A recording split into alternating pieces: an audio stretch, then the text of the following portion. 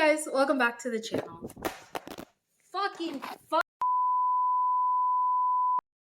Hey guys, welcome back to the channel. So it is nearing the end of May, but we do have 3 games that I really want to highlight really quick. That 2 are coming out today, and then 1 is coming out in the next couple of days. So let's get into it. So we have had a lot of great releases this month, but May is not done yet. So first up is Planet of Lana. That's one of the ones that come out today. And personally, I'm so freaking excited for this game. This was one of the games that I just found randomly on Twitter. When I was streaming on Twitch, I played the demo on stream. I'll go ahead and link that above somewhere for you guys to see the stream video of that if you want to see the actual gameplay for the demo. But it just was so beautiful. The Planet of Lana is a platformer puzzle game. It was developed by Wishfully and then published by Thunderful Publishing. And I have the Steam page right here. So the Steam page describes it as a planet that used to be a place of undisturbed balance between human and nature. An animal has now become something else entirely. The disharmony that had been in the making for hundreds of years has finally arrived in the form of a faceless army. But this is not a story about war. This is a story about a vibrant, beautiful planet and the journey to keep it that way, which I thought was so beautiful. It matches the game so well. It's just beautiful summary, beautiful game. Oh, perfect. So if you do enjoy a more cinematic aesthetic, then Planet of Lana is honestly like right up your alley. The game is absolutely gorgeous from the moment you load in to the game. It's just so vibrant. Like loading into the game, you're instantly greeted with this amazing environmental art. And so right off the bat, it gives such character and depth and warmth to the experience that you're about to have as you start playing the game. Which I also do think that part really contrasts well with how they kind of go the opposite side with the enemies that you encounter, but we'll talk about that a little later. So since this game is so cinematic, we really have to tark. Okay, my camera just died. Sorry. But yeah, since the game is so cinematic, we really have to like talk in depth about the art side of things. So art-wise, the game overall has this really beautiful hand-painted, like watercolor type vibe. And it's definitely not one of those games that hurt your eyes. Like the palette is very easy on the eyes. Everything is very cohesive and it feels very natural and warm. So playing this game reminded me of my college days. So I studied animation and art in college. And it reminds me of something that my art history professor taught me for the first time. I think it was like my first year in the major, maybe my second.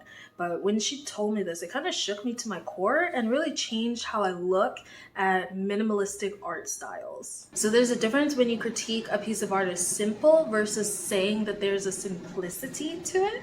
I think of it kind of like sympathy versus empathy difference. So simplicity is really the one that you're trying to strive for if you're doing something that is more minimalistic. Something's wrong with my phone and it died again. So that was all that to say. That was that on the visual impact.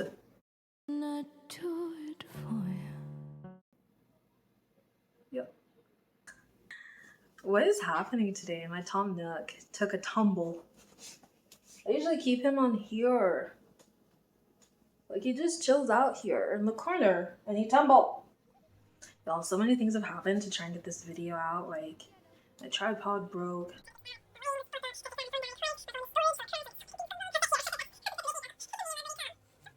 Don't talk to me or my son ever again. So that's that to say on the visual impact of the game and the environment, which I feel like is starkly contrasted by the enemy design. It's very cold and calculated and dark and like dreary. Like the enemies are these robots. So that contrasts sharply with this natural and calming and warm environment, and it was honestly so scary, like seeing the robots for the first time when you're going through the demo. And I was like actually scared. I was like, oh my god, Plus they look like spiders, which I don't like because I don't like spiders. But I thought that was just so cool that they did that because it actually instilled like fear in you, you know, when you first see it. And it's like, no, this is different. This is different than the environment. I know, I don't like it. I don't like it. So that was really, really cool for them. And that art direction, I feel like for the whole game was just like chef's kiss. Like, and so I can't wait to see how the whole game unfolds and how they go along with that art direction, like the contrasting light and dark styles. So yeah, I was just nerding out over the art direction. I love cinematic games like that because it relies so heavily on the art direction. So it's either a hit or it's a miss. And when it's a fucking hit, boy, it's just, oh, like shoot that shit directly into my veins. Like that Planet of Lana type game, shoot it into my veins. But as far as the game, it actually played very smooth when I was doing the demo. I didn't encounter any bugs. It was honestly me just being like stupid due to like the puzzling aspect of it. So the puzzles aren't like baby, I wouldn't say they're like baby puzzles, you know, but they range in difficulty. It was a really good balance from what they had in the demo. So I do have high hopes for the actual release game. The demo honestly felt like the game was already fully done and it was just waiting for its release date. Like 10 out of 10. Like I had no like qualms with it or anything. It just played super smoothly. So I'm going to put on the screen the minimum requirements that you need to run the game at, and then also the languages that it's going to be supported in. Oh, and side note, the little buddy, the little black little buddy that tags along with you like as you go through the game, it's so cute. Like devs, publishers, whoever can do it, can you guys make like a plushie out of it, please? I would buy that in a heartbeat. Like it looks so freaking cute. I love it so much. I love it. Hello. Okay, so next up is a game that you may have seen some streamers or content creators do a demo of. It's called Bread and Fred. So you play as these adorable penguins, which the title's named after, Bread and Fred. And you're basically trying to work together as a co-op game. So you're trying to work together to get to the top of a mountain. So you're trying to climb the summit together. There's something about this game I feel like that has the potential to be on par with like Mario Party in the way that you can ruin your friendships, you know? Because basically you're tethered with your partner and you have to work like a very well-oiled machine to progress through the challengers. It's like a platformer and you progress up. It really reminds me of Jump King in that way. But Jump King, if you were two adorable penguins who were both wearing like this is our get along shirt, you know? With the art style, it is pixel art and it's just so well done. Like the backgrounds on this game, like I know you focus on the two characters because you're playing as that and you're like so focused on like trying to get up and scale the mountain. But if you just take a moment to like step back, like when you get the game, just step back and look at the backgrounds. It's so beautiful. Like as you climb the mountain summit, like oh, there's this one background that's like a sunsetty color and it's like pinks and oranges and yellows and it just looks so beautiful. It's like on the mountains, it looks so pretty. So the backgrounds for this game are absolutely gorgeous. Love it. Bread and Fred, I feel like there isn't much to say about this game in words. And it's more like one of those things that you have to like catch a vibe off of, you know? And so I'll put some gameplay coming up here so you can see like the vibe of the game. So this gameplay coming up is gonna be from one of my two favorite streamers. Maybe you've heard of them. They're like super big. Sykkuno and Valkyrae. Both of them stream on YouTube now. So check them out if you haven't heard of them, though I'm sure you have. Like they're super popular. But let's take a look at their gameplay because this is like, to me it's like the quintessential like Bread and Fred type game and it just looks like so much fun. Ray, just jump up. Jump up. I'm already up here. How? I have to swing up. I have to swing up. Okay, swing up. Swing up. Oh. Oh. Stop. Wait. How did I jump up? But you couldn't. Okay, I'm up. Okay. Yeah, how did you jump up? I'm just going to say one of us is making the jump every time. You have longer legs. Can you? Okay, it's a physics thing. It's a physics thing. Okay, yeah, go on. It's a physics thing! Oh. It's a Oh my god, wait, we skipped the tutorial. Hold on.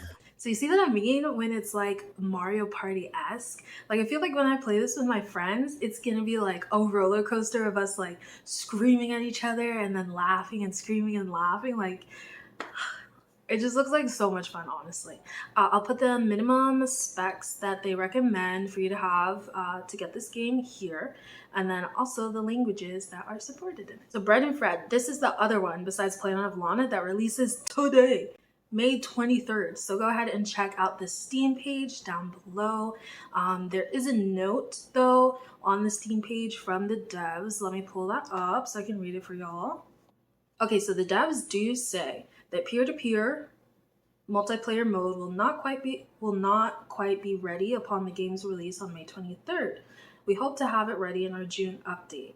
In the meantime, Steam itself provides a remote play together mode that works pretty well in most cases, assuming the two players are not more than a few hundred miles apart. And of course, the game supports two-player mode from the same PC.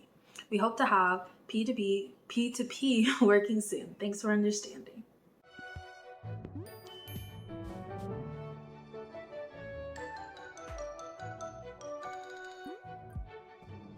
Game The Shape of Things. So the concept for The Shape of Things is really cool in my opinion. It basically asks the question of what if everything was a Rubik's Cube?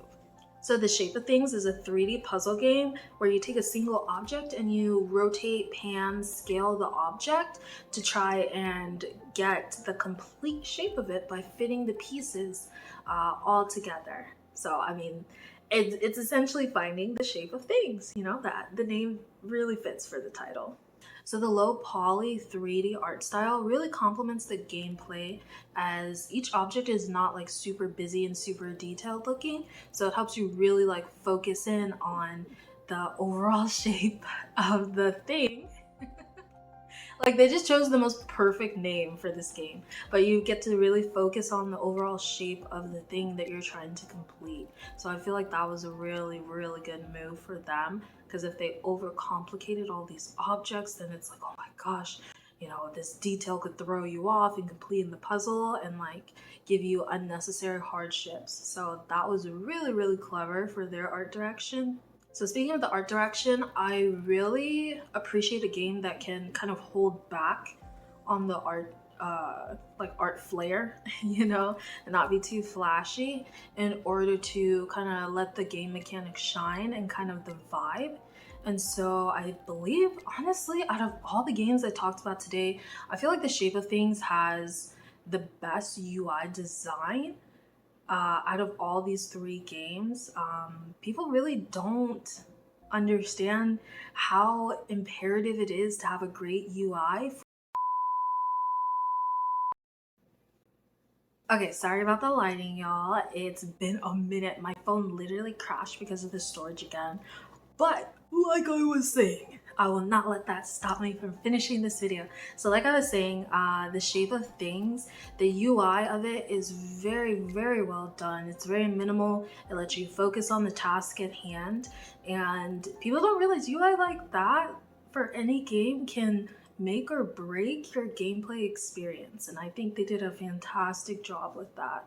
For The Shape of Things, there are some really cool and like really thoughtful like plus points that they have to it. So my number one favorite one, ignore the lighting. It's going crazy. I see you going crazy. Ignore it. It's like, ooh. But my number one favorite thing is that there are no timers. Puzzle games, for any type of game, I hate when I hear the timer or when the little number shows up in the corner of the screen and you're like, and you hear the little clock ticking down. I hate that. I hate that. I hate that. I hate that. I could love a game could be a 10 out of 10 for me, but if I hear a decibel of a timer, it sends my blood boiling. So I'm so happy. There's no timer for this. It's very casual. I love it. I love it. It's perfect for people like me that all these years later, when I hear the theme from Sonic games when you're underwater and like you're about to run out of breath and like die, that theme sends me, it's like a primal reaction. Like I'm like it sends me into a panic. Like I'm in a fucking flurry when I hear that Sonic theme still. So for people like me that have like anxiety over stuff like that, don't worry. There's no timer. You can go at your own pace. Oh yeah, and then the devs did put on the Steam page, so if you're a gremlin like me and you have to have a little snacky snack while you game, you can actually play this game one-handed. Mind fucking blown. Like, the devs, you guys are seeing the pearly gates. Like, you're first in line for the pearly gates, because that's awesome. But then also on an accessibility standpoint, you know, maybe people don't have two hands and they still love gaming. You know, they're people just like you and I. And so that is what you can just play one-handed, and I thought that was so cool. Or maybe you're busy and you're like holding your kid, or you're trying to, you know, take a sip of something, sip on a little something. You can still play your game.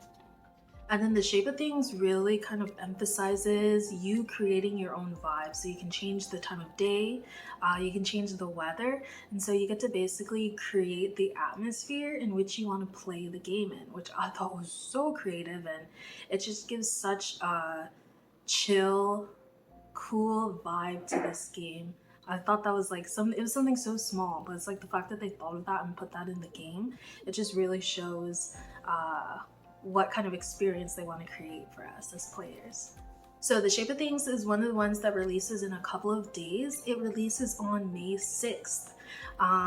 So check out the Steam page down below and make sure you wishlist it. Since it's not coming out today, wishlist it. You'll be notified by Steam, and here are the minimum specs for the game, and then here are all the languages that are supported by it.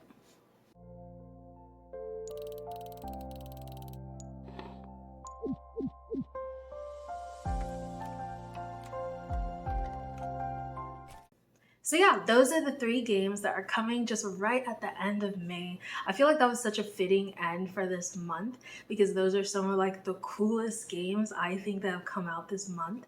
Let me know which one you like best in the comments below. For me, I feel like I'm just especially attached to Planet of Lana since I played the demo, and I was like blown away by it. Like, oh my gosh, I was like babbling like an idiot on stream. Like I was like, this game is cute. I think I probably like cried a little. I think I almost cried a little bit when it was like the swell of the music with the art style and like just how free and calm and warm the game looked. It just really got me. I just have a thing for games like that. You can follow me on all my socials. I'll link them down below. I'll have them on screen, but go ahead and follow. I post daily life stuff. I tweet. I'm trying to like tweet a lot because it's like I'm kind of scared of like posting on the internet because I don't want people to come for me, but I'm gonna try and do better. So, you know, check me out on Twitter. I'm gonna post my stupid little daily thoughts and you can check that out. But yeah, check it out. Make sure to like this video. My phone stopped like deadass like 4 or 5 times. I had to charge it. I had to literally like fix the video storage and like the video settings. I apologize for like the lighting going in and out. Like getting this video uploaded has been a struggle. Yeah, like the video if you like it. If you're new here, feel free to subscribe. We're the cutie gang, and yeah, if you subscribe you're automatically a cutie, you know. I don't make the rules, it's just how it is. So yeah, me and Mr. Nook want to say have a good rest of your day and bye. Well, not bye, but see you later.